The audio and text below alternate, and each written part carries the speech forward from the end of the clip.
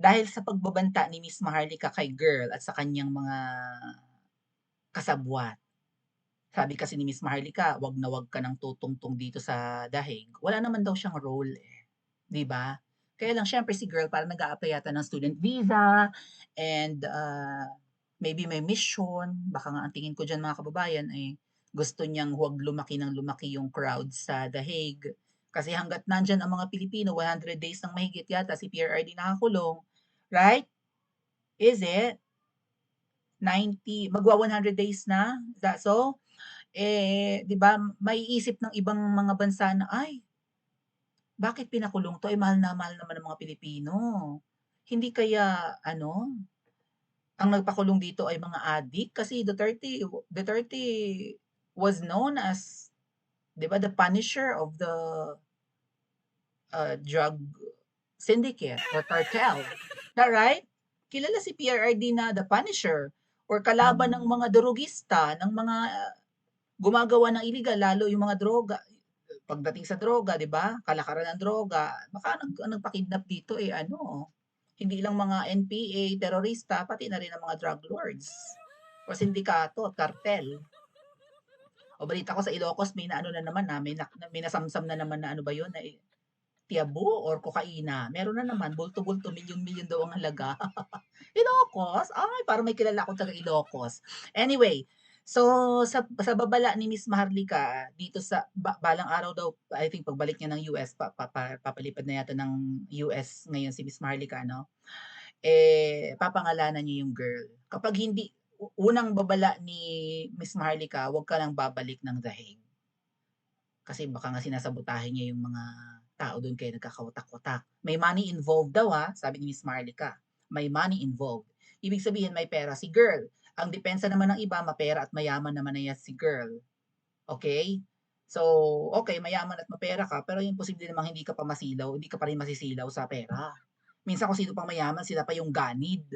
Eh, yung mga magnanakaw, yung pamilya, yung angkan na magnanakaw nga, mayaman naman na yan, elite naman na mga yan, tingnan mo naman, lahat, lahat kinakamkam. Ginto binenta, buwis ng taong bayan or pera ng Pilipinas, kinakamkam, walang projects. Mga foreign investors, kinikikilan. Yung BIR ngayon diyan sa Pilipinas, 'di ba? Kung todo effort sa paniningil, ganyan nung panahon ni Ngoy-Ngoy, ha. Grabe pressure ang BIR na maningil ng buwis kasi nga meron silang kota. Pati pera ng loto, mga kababayan. Kataka-taka, maya't maya may nananalo. Basta't pera ang usapan, itong ganid na pamilya at angkan, walang sinasanto. So, wag niyong gamitin yung reasoning or logic na porke mayaman yung girl or mapera na, ay hindi na kayang tuksohin ng pera. Minsan kung sino pa yung mapera, sila pa yung sakim, kaya nga sila mayaman, eh. Hindi nga siguro nagsi-share sa kanilang kapwa yan. Kaya nga yumaman, madamot, right? Ganid, mapanlamang. Oh, anyway, ah, may mga ngayong mabubulgar at hindi na kasi may mga tumawag kay Miss Marlica, 'di ba, nabanggit niya. May mga tumawag. Itong girl na ito ay may mga kinakausap. May mga nakita nga kayong photos, 'di ba, nung girl together with the double agents. Hindi lahat double agents, pero may mga ilan do'n. Dalawa ang nakita kong double agents do'n. Again, ang alam ko kakaunti lang. Si Miss Marlica ang maraming alam. Siya yung maraming puting ahas. Ako nanghuhula lang ako. Ito may something, double agent ito, that's it. Dalawa lang ang alam ko, pero ang alam ni Miss Maharlika, lahat. Kung dalawa ang alam ko, ang alam niya, 10. Sabi nga ni Miss Maharlika, pag pinagdudahan niyo ang pagkatao nung mga yon at hinihinala niyo yung double agents, confirmed yan, double agents. Basta pinaghinalaan daw natin. Yung mga pinaghihinalaan nyo, di ba nagtatanong kayo sa akin, double agent pa si ganito, si ganyan. Hindi ko nga kayo masagot, eh. Hindi ko ma-confirm sa inyo kasi ang kilala ko sa kanila, 2, 3 hanggang 5 lang. Oh. Pero sabi ni Miss Maharlika, pag pinagdudahan nyo, sure yan, double agent. Lalo itong mga dinidikitan ni girl at dumidikit sa kanya, double agent sa mga. At dahil nga nagwa-warning si Miss Maharlika na papangalanan niya si girl, eh mukhang ano na, no? May character assassination ng nagaganap. Or babalik ta rin nila ang narrative Palalabasin nilang si Miss Maharlika ang bayaran at sila ang hindi. Ngayon may mga nakita akong posts mga kababayan at kinoment nyo sa comment section, di pagbigyan ko kayo. Nandiyan kasi kanina no sa comments ng ating vlog ay may nagbanggit. Ihimayin natin kung sila ba ay pro Maharlika or against Maharlika. Oh, ano yan? Oh, eto po. Ito muna. So may post si Tio Moreno. I'm not accusing him of being a double agent ha. Oh. Pero kayo na mag-obserba. Mas matalino naman kayo sa akin. Nene pa ako. 19 years old lang ako. Ay yung mga viewers ko mostly above 50, mga golden people. Right? And beyond. Oh, mas matalino kayo sa akin. Okay. Ano sabi ni Tio 2 hours ago? Honestly, I feel pity for the Dutertes, not because of what's happening to them, but because so many people have pretended to be supporters while secretly having their own hidden agendas. Totoo ito. Okay? Nakakaawa raw ang mga Duterte, hindi dahil sa mga nangyayari, kundi napakarami daw tao na nagkukunwaring supporter pero may mga hidden agenda. Marami yan. Right? Yung iba gustong pumapel, ang iba gustong ma-appoint. Right? Yung iba pinagkakakitaan ang Duterte. Benta-benta ng mga merch at kung ano-ano pa. Diba? And this isn't unique to their camp. It happens across all political groups. So, yung mga Pinklawan, ganun din naman, no? Itong mga loyalista, ganun, may mga hidden agenda rin yung mga dumidikit sa kanila. Actually, hindi naman hidden agenda, obviously, kaya dumidikit sa administrasyong bangag, para makatikim din ng kasaganaan.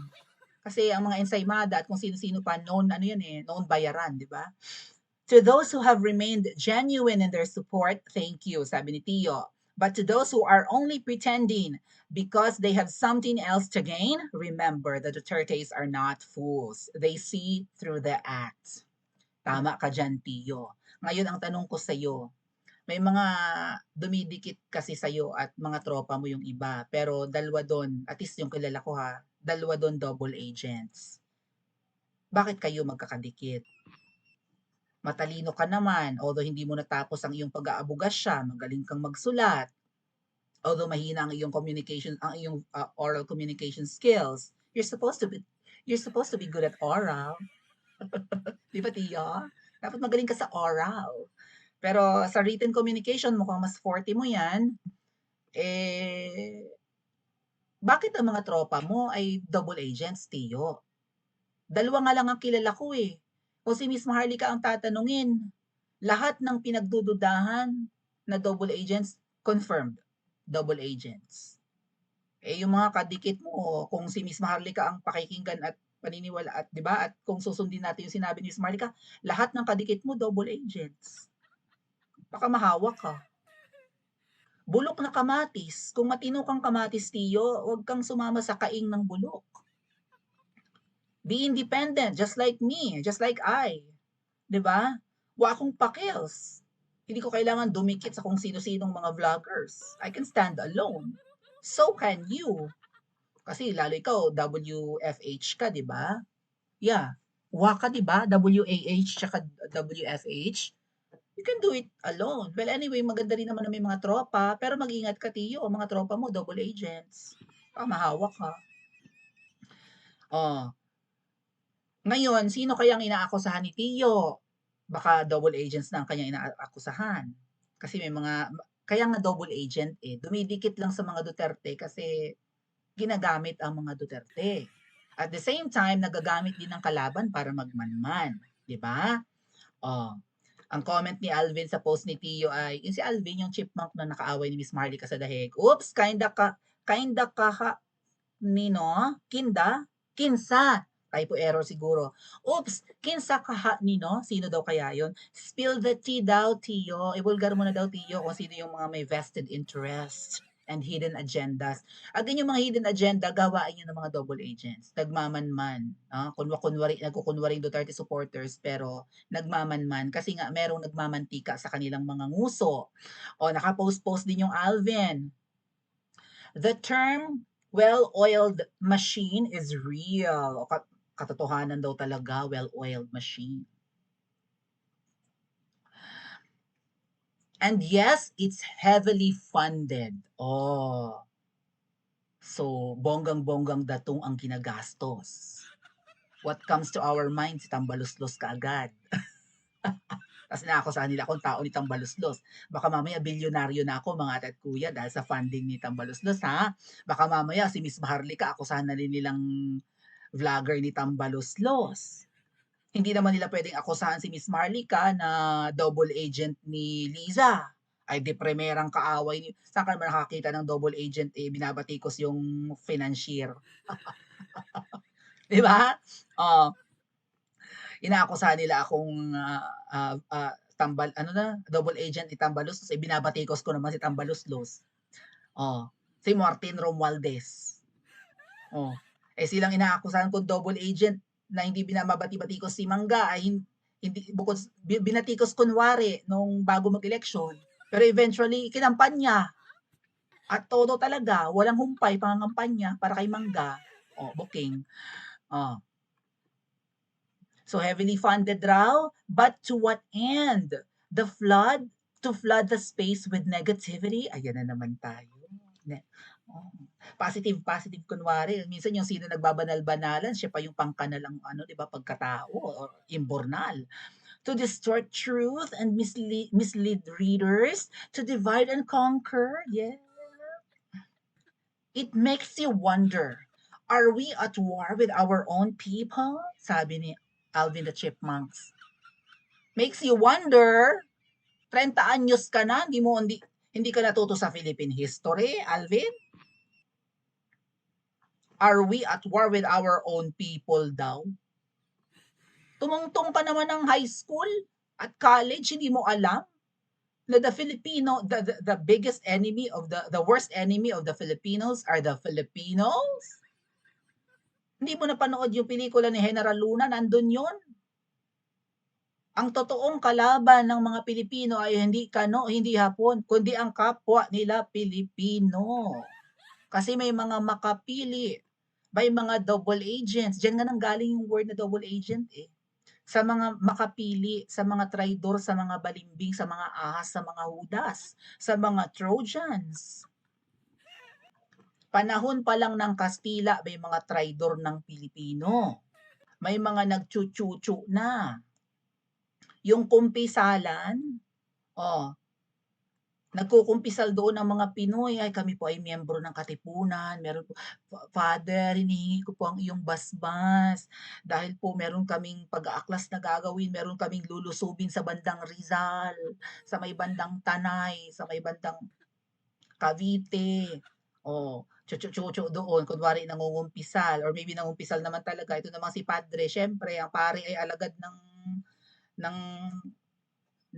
bansang Espanya o di ichinucho din sa mga gobernador general at sa mga 'di ba sa mga Kastilang namumuno sa Pilipinas na ay ganito ha, may mga pagsugod na gagawin at paglusob na gagawin ang mga katipuneros, yada yada. Meron din noong mga badidap mga kababayan na katipunero na mga chuchu din na ikinukuwento yung kasi ang ginagawa noon mga kababayan naalala niyo, not sure kung naalala ng karamihan, ang ginagawa noon ng mga katipunero ganito, magkakandak sila kunwari ng parang piging or party, right? Ang mga babae nagse-celebrate sa may terasa, sa veranda or sa kanilang bahay, pero sa underground or maybe sa basement ng bahay, nandoon yung kalalakihan, yung mga katipunero, nagmi-meeting kung paano ang pagsugod. Yung mga babae party-party sa taas, so tingin naman ng mga Kastila ay may celebration lang diyan. Pero sa sekretong kwarto or maybe sa basement nag-uusap pala ang mga katipunero. Pero may iba ring mga babae na parte pala ng katipunero katulad ni Gabriela Silang at kung sino-sino pa. Yung asawa ni Bonifacio, di ba? Ayun, mga miyembro ng katipunan. May mga nagchuchucho, padre, yung mga pagtitipon o ichuchucho sa mga opisyalis ng mga Kastila, yung piging sa bahay ni Kineme, ni Agoncillo Kineme. ay ano, hindi talaga pagtitipon ng pagsasaya. Meron sila doong meeting sa ilalim, sa basement, sa underground. Nandoon nakaimbak ang kanilang mga armas, ay nasugod. Oh. We have been at war with our own people for centuries, Alvin. Panahon pa ng Kastila. O even nung panahon ng Hapon, nung panahon ng Amerikano, hanggang ngayon. Given yan kasi archipelago ang Philippines. Watak-watak. 7,600 islands. Tapos ang Imperial Manila, o ano ang tingin mo nga Alvin, galing sa iyo, coming from you. Oh, ano sabi mo? Merong ano, ano 'yon? Yung superiority complex. Tapos kayong mga Bisaya at mga taga-probinsya, ang tingin nyo naman inaapi kayo ng mga Tagalog. Which, may katotohanan ng konti. Pero huwag naman kayong masyadong defensive. At laging parang naka-war mode kayo, no? May pagka-war freak na kayo, kaunting kita nyo na may ere ang Tagalog, eh gusto nyo gulo agad. Iba ang reaction nyo, hyper kayo mag-react kapag nakakaramdam kayo na parang mababa ang tingin sa inyo. Oh, well-oiled. So eventually mga kababayan, ramdam ko ako sa kanila si Miss Marlica na vlogger ni Tambaluslos. Kasi kaaway din itong si Alvin, itong si Chipmunk, kaaway, nag-sorry-sorry, di ba? Nagyapos-yapos, nakipagkamay, nag-sorry-sorry kasi nga naka-live lang. Pero sabi ni Miss Marlica, kaplastikan daw yun. Kasi nga, iba ang ginagawa kapag off-cam kaysa sa sinasabi sa live. So, sino ang well-oiled ngayon? Kasi Alvin, inaakusahan kayo ni Miss Marlica na pina-finance kayo nung Viva Hot Babe. Baka bago lang nga kayo sa payroll. Baka si Viva Hot Babe at kung sino-sino pa ay binibigyan na rin ng pakimkim yung mga double agents sa Pilipinas. Kung nabulabog nila ang Mendiola, kung nabulabog nila ang EDSA, binulabog din kayo dyan sa dahig. Oh, sabi ni Miss Maharlika, may money involved at may evidence siyang hawak. Ilalabas niyan pagbalik niya sa US. So, ano sa tingin niyo mga kababayan? Sino ang minamantikaan? Ang mga double agents at ang kanilang mga bini-brainwash o si Miss Maharlika ang mga nag-EDSA at si Spokes Harry Roque? Pa-comment nyo po sa comment section at mag-like at subscribe din po kayo. Huwag nyo kalimutang pindutin yung bell icon dyan katabi ng subscribe button ha. Para every time na nagla-live tayo ay ino-notify kayo ng YouTube.